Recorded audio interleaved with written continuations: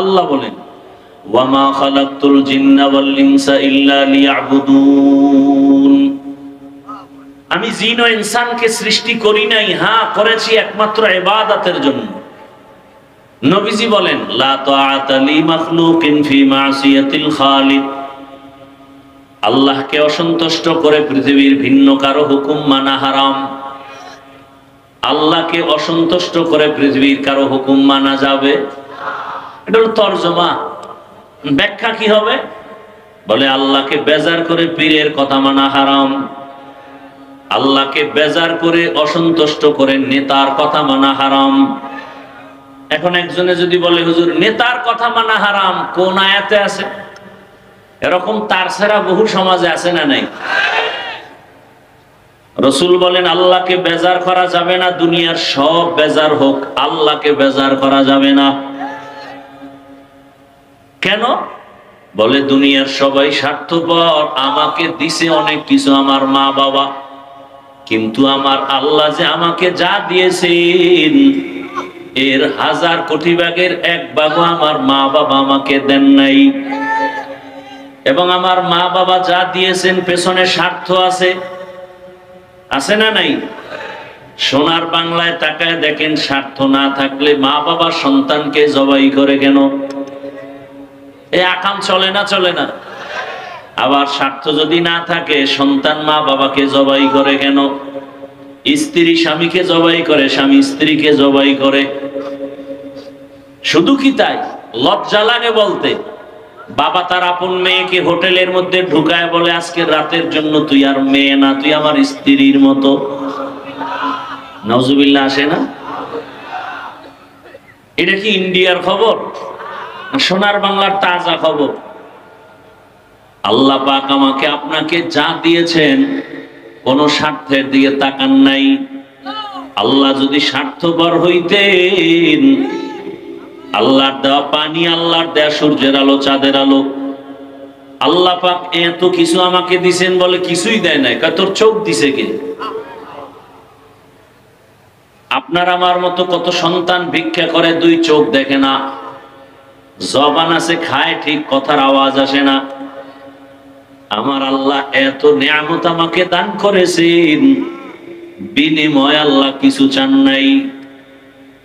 এরপর আল্লাহর দেয়া সব পাইয়াও আল্লাহর নাফরমানি করি, সন্তানের হক আদায় করি না, মা বাবার হক আদায় করি না, ভাইয়ের হক আদায় করি না, নামাজ পড়ি না, রোজা রাখি না, তেলাওয়াত করি না, হালাল হারামের ভেদাভেদ নাই। নাই তো নাই। নিজেকে দুর্বল মনে করবো? না, আরো বাহাদুরি করে, নামাজ না পড়লো দিল পরিষ্কার, আছে না নাই? শুধু তাই না, আর একটু আপডেট চালাক যারা, ওরা আমরা হুজুরদের থেকেও ভালো আছি, বলে না? বলে না? শুধু নফসের গোলামির পেছনে দৌড়ায়। আল্লাহর নবী বলেন, আল্লাহর মতো আপন কেউ নাই, এখনো নাই, পিছনেও ছিল না, সামনেও থাকবে না। যিনি নিঃস্বার্থ আমার আপন, তিনি আমার আল্লাহ। ইয়া ইলাহি মুঝসে মুঝকো দূর কর, তাকে দেখো মুঝ মে তুঝকো এক নজর। ইয়া ইলাহি तू मेरा माबूद है, या इलाही तू मेरा माशूक है। সিরাত সম্মেলন মানি রসুলের আদর্শের বয়ান, রসুলের আদর্শ মানি কোরআনুল কারীম। টোটাল কোরআন রসুলের সিরাত, কোরআনের যত আলোচনা হবে সব সিরাতের আলোচনা। কারণ এ বিষয়ে উলামায়ে হযরত তথ্যবহুল আলোচনা করেছেন। আল্লাহ দুনিয়াতে মানুষ পাঠাইছেন, এ কথা বলতে গিয়ে আল্লাহ পাক বললেন, আমি মানুষ ও জিন সৃষ্টি করি নাই, হ্যাঁ করেছি ইবাদতের জন্য। করি নাই, হ্যাঁ করেছি, এভাবে না বলে ডাইরেক্ট যদি বলতেন ইবাদতের জন্য মানুষ সৃষ্টি করেছি, আল্লাহ ডাইরেক্ট না বলিয়া বললেন আমি জিন ও ইনসান বানাই নাই, সৃষ্টি করি নাই, হ্যাঁ করেছি। ঘুরাইয়া বললেন কেন? আল্লাহ মানুষের জেহেন আর অন্তর খালি করে বললেন, তোরে বানানো হয় নাই, এটা দিলের মধ্যে ঢুকা। ঢুকানোর পরে এবার একটা কথা অন্তরে জমা করো, আল্লাহ তোমাকে বানাইছেন জীবনে একটা কাজের জন্য, তোমার আর কোনো কাজ নাই। জীবনে তোমার মরণ পর্যন্ত একটা কাজ, ওই কাজের নাম হলো ইবাদত। কাজের নাম কি? ইবাদত। এখন ইবাদত কি? অনেকে মনে করে তাসবিহ হাতে নাও, মাথায় পাগড়ি লাগাও, মসজিদে যাও, জিকির করো, এটা তোমার ইবাদত। না না, ইবাদত কি আগে বুঝতে হবে। ইবাদত কেন করব তাও বুঝতে হবে। ইবাদত কিভাবে করব তাও বুঝতে হবে। ইবাদত কি, ইবাদত কেন, ইবাদত কিভাবে, এই তিনটা কথা বুঝার চেষ্টা করি খুব সংক্ষেপ টাইমে। ইবাদত মানুষের জীবনের প্রতিটি পরতে পরতে ক্ষেত্রে আল্লাহর হুকুম কায়েম করা, বাস্তবায়ন করার নাম ইবাদত। মানুষের জীবনের শুরু শেষ প্রত্যেকটা সেক্টরে আল্লাহর হুকুম মানা, হুকুম মেনে চলার নাম। মা খালাকাতুল জিন্না ওয়াল ইনসি বাখা জুজ ইবাদাত নিস্তে মাকসুদ আজ্জাহা। আল্লাহর হুকুম নাই এমন কোন কাজ আছে? আপনি ব্যক্তি জীবনে আপনি আল্লাহর হুকুম চালু করেন, ইবাদত। পরিবারে আল্লাহর হুকুম চালু করবেন, ইবাদত। জীবনে যা করবেন সব ইবাদত। এমন কোন কাজ নাই যেটা ইবাদত হবে না। সেই ইবাদতটা কেন করব? একমাত্র কারণ, রবের সাথে হবে মুলাকাত। বিনিময়ে আমরা পুরস্কার পাবো জান্নাত। ইবাদত করব কেন? আল্লাহর মুলাকাতের জন্য। কার জন্য বলেন?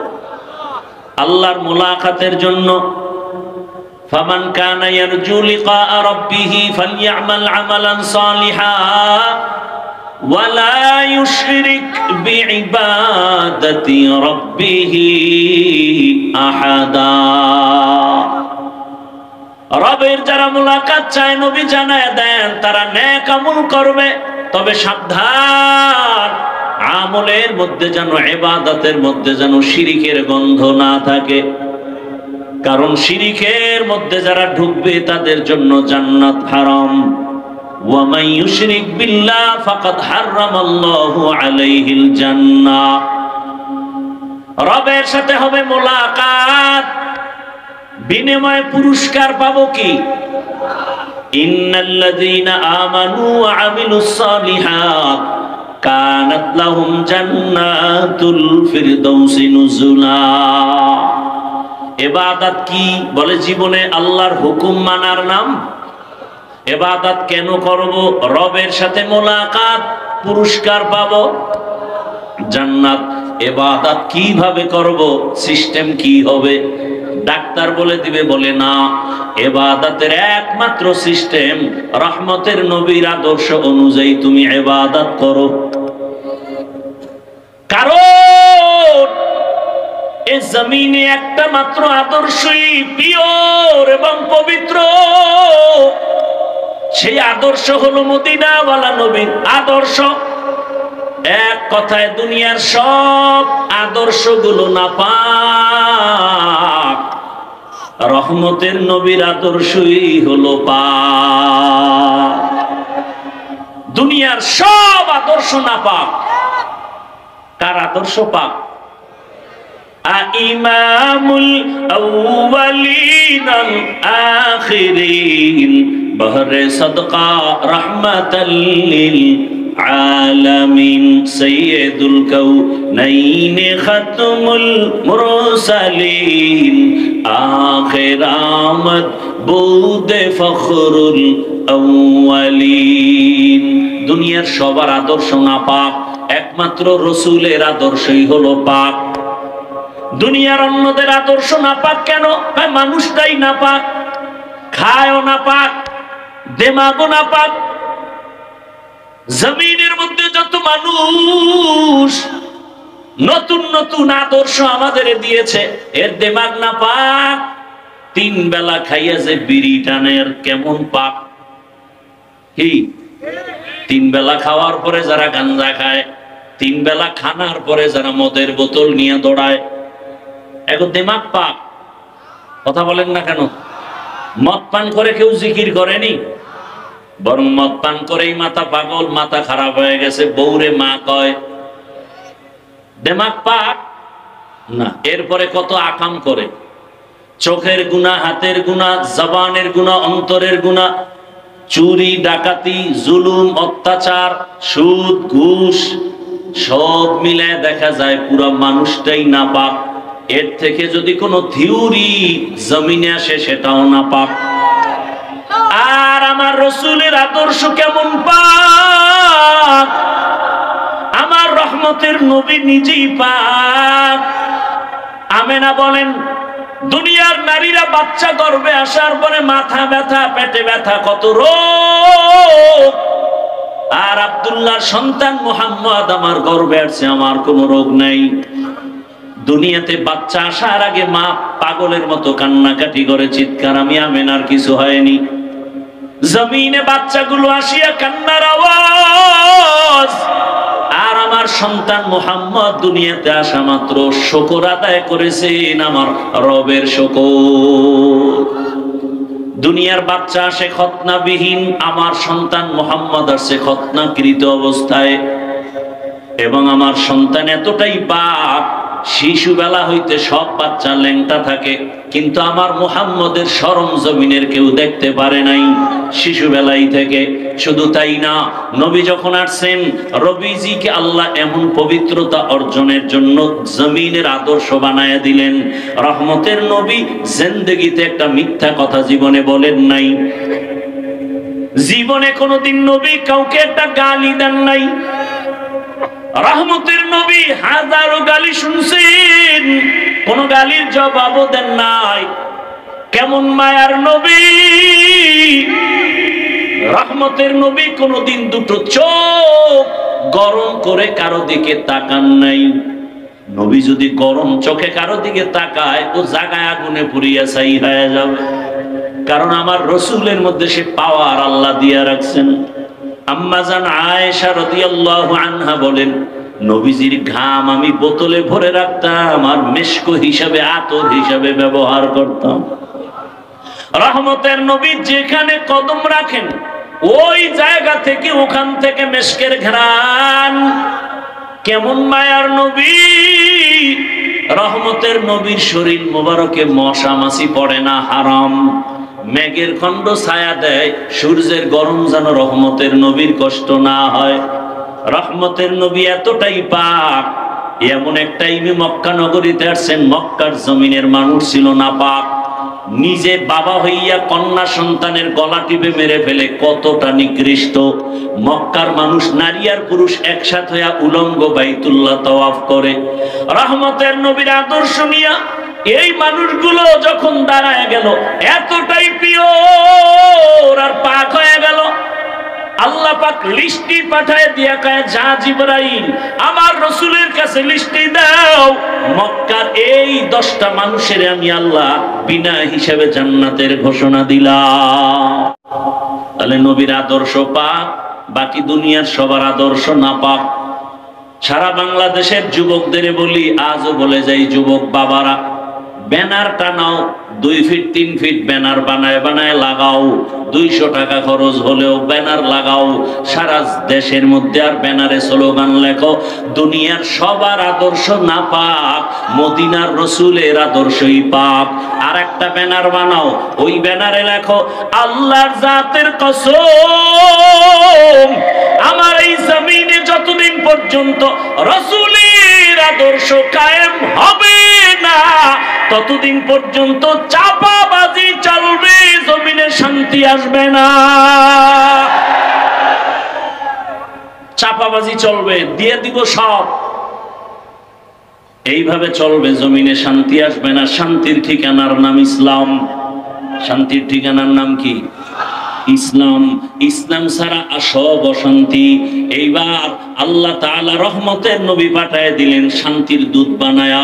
আল্লাহর কোরআনও দিয়া দিলেন। এই কোরআন আর রসুলের আদর্শ দুই জিনিস যারা মানবে, এদের জন্য দুনিয়ায় শান্তি, পরকালেও শান্তি, দুনিয়ায় সম্মান, পরকালেও সম্মান।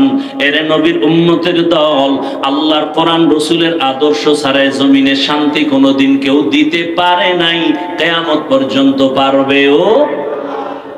আচ্ছা বলেন তো, আমরা যে কোরআন রসুলের আদর্শ মানি, ইসলাম মানি, এটা একটু একটু দুর্বল না? কি বলেন আপনারা? আল্লাহর কোরআন রসুলের আদর্শ, ইসলাম, এগুলো দুর্বল? মোটেও দুর্বলতা নাই। অনেকেই বলে মানুষের জীবনের সব বিষয়ের সমাধান ইসলামে, কোরআন হাদিসে আছে না নাই? বলেন। কোন বিধর্মী জিগাইলো, ও ভাই তোমার ইসলাম কেমন? তা আপনি কি বলবেন? যে মানুষের সব বিষয়ের সমাধান আছে, তবে একদিক থেকে আমাকে কোরআন আর ইসলাম একটু দুর্বল। বলে সেটা কি? বলে রাষ্ট্রের ব্যাপারে ইসলামে কিছু নাই, কোরআনে কিছু নেই। কি আপনারা একমত এই কথায়? আছে? তাহলে কেন বলেন ইসলামে রাজনীতি নাই? কেন বলেন? বরং আমি বলি, সূর্যের সাথে আলোটা যেমন লাগানো, রাজনীতির মধ্যে ইসলাম নাই তো এটা রাজনীতি থাকে না, এটা দুর্নীতি হয়, পেটনীতি হয়। পৃথিবীতে রাজনীতি মানি ইসলাম। সুলাইমান পয়গম্বর গোটা দুনিয়া চালান নাই, বাদশা জুলকারনাইন গোটা দুনিয়া চালান নাই, ইউসুফ নবী মিশরের অর্থমন্ত্রী ছিলেন না, রহমতের নবী মদিনার রাষ্ট্র পরিচালনা করেন নাই। তাহলে আমি বলি, ফুলের সাথে যেমন ঘেরানটা লাগানো, ঠিক রাজনীতি আর ইসলাম আর কোরআন একসাথে লাগানো। ফুলের থেকে ঘেরান আলাদা হলে যেমন ফুলের কোনো দাম নাই, রাজনীতির থেকে আল্লাহর দ্বীন, ইসলাম, নবীর আদর্শ আলাদা করলে ওটা রাজনীতি থাকে না, দুর্নীতি হয়ে যায়। হ্যাঁ, আপনি রাজনীতি করেন না সেটা আলাদা। এখানে বহু আল্লাহর বান্দা আছেন যারা নামাজ পড়েন না, নাই? নামাজ না পড়া এক জিনিস, নামাজের বিরোধিতা করা আর এক জিনিস। যে নামাজ পড়ে না তাকে গালি দেওয়া যাবে না, কারণ তার অন্তরে আগ্রহ আছে, সুযোগ পেলে পড়বে। আর যে ব্যক্তি নামাজ পছন্দ করে না তাকে ছাড় দেওয়া যাবে না, কেন? তার ঈমান বিদায়ের পথে। যে আল্লাহর পর্দার বিধান মতো পর্দা করে না সে মুমিন, তাকে গালি দেওয়া যাবে না। যে পর্দার বিধানের বিরোধিতা করবে তারে ছাড় দেওয়া যাবে না, কারণ সে বেঈমান। যে দাড়ি রাখে না তাকে গালি দেওয়া যাবে না, সে মুমিন। কিন্তু যে দাড়ি পছন্দ করে না তাকে ছাড় দেওয়া যাবে না, সে বেঈমান। ইসলামী রাজনীতি যে করে না তাকে গালি দেওয়া যাবে না, সে মুমিন। সুযোগ পেলে করবে। কিন্তু যারা ইসলামী রাজনীতি পছন্দ করে না তাকে ছাড় দেয়া যাবে না, সে ইসলামের ব্যানারে বেঈমান। তো কুজাও সুন্নতে আহমদ কুজা পা মুহাম্মদ কে বুয়দ নিসবত তোরা মান আহাব্বা সুন্নতি কওলে রসুল মজদায়ে কানা মাই হামকুন কবুল। ইবাদত কি? আল্লাহর হুকুম জীবনে বাস্তবায়ন করার নাম ইবাদত। ইবাদত কেন করব? এক নাম্বার টার্গেট রবের সাথে হবে মোলাকাত, দ্বিতীয় পুরস্কার হিসাবে পাবো আমরা জান্নাত। ইবাদত কোন সিস্টেমে করব? একমাত্র মদিনাওয়ালা রাসূলের আদর্শ অনুযায়ী। নবীর আদর্শে ব্যবসা করেন ইবাদত, নবীর আদর্শ মেনে চাকরি করেন ইবাদত, নবীর আদর্শ মেনে ঘুমান ইবাদত, নবীর আদর্শ মেনে আপনি হাসি দিবেন ইবাদত। আর নবীর আদর্শ বাদ দিয়ে নামাজ পড়বেন, কাজে লাগবে না। নবীর আদর্শ বাদ দিয়ে রোজা রাখবেন, কাজে আসবে না। সব কিছু হতে হবে নবীর আদর্শ অনুযায়ী। আর নবীর আদর্শ নাই এমন কোন কাজ নাই। আঙ্গুলের নখগুলো কেমনে কাটবেন সেখানেও নবীর আদর্শ, চুলগুলো কেমনে রাখবেন কাটবেন সেখানেও নবীর আদর্শ। বুঝাইতে পারছি তো?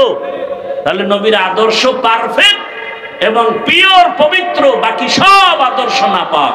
আল্লাহ বুঝার তৌফিক দান করেন, আল্লাহ বুঝার তৌফিক দান করেন। মুসিবত থেকে আল্লাহ পাক হেফাজত করেন। রসুলের আদর্শওয়ালা জীবন আল্লাহ আমাদেরকে দান করেন। এ বিশাল, শুনতেছি তো ভাই, এ বিশাল প্রোগ্রাম, অনেক ওলামায়ে কেরাম আলোচনা করবেন এশার নামাজের পরে। হয়তো এখান থেকে কর্মসূচি দেওয়া হবে। তবে ইসলামকে টিকায় রাখার জন্য রসুলের আদর্শ বাস্তবায়নের ক্ষেত্রে আমাদের কোনো কাজ আছে না নাই? কি আছে? কানে ধরে সবাই নামাজি বানাবো না, একটাই পথ, বুঝাবো। কি করব?